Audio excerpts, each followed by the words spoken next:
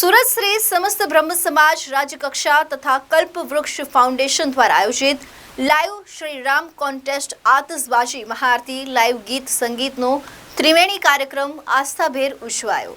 ગુજરાત સહિત પૂરા ભારતભરમાં સમગ્ર માહોલ ભગવાન શ્રી રામમય બન્યું છે, ત્યારે સુરતમાં પણ ભગવા રંગની સાથે ભગવાન શ્રી રામનો પણ રંગ જામ્યો છે।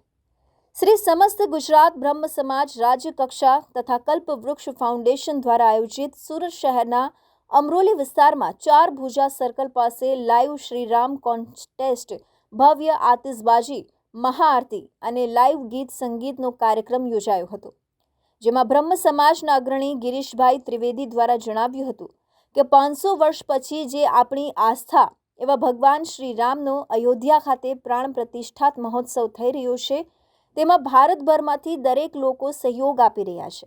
ત્યારે સુરતના અમરોલી વિસ્તારમાં જય જય શ્રી રામના નાદ સાથે ભવ્ય કાર્યક્રમનું અનોખું આયોજન સાથે મહાઆરતી પણ કરવામાં આવી હતી। જય શ્રી રામ।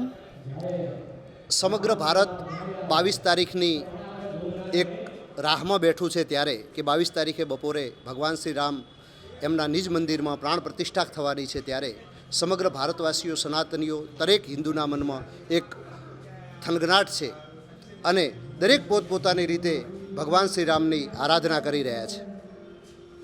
આજે કેવા પ્રકારનો કાર્યક્રમ અમરોલી ખાતે અને લોકોને શું કહેશો એક રામમય વાતાવરણ?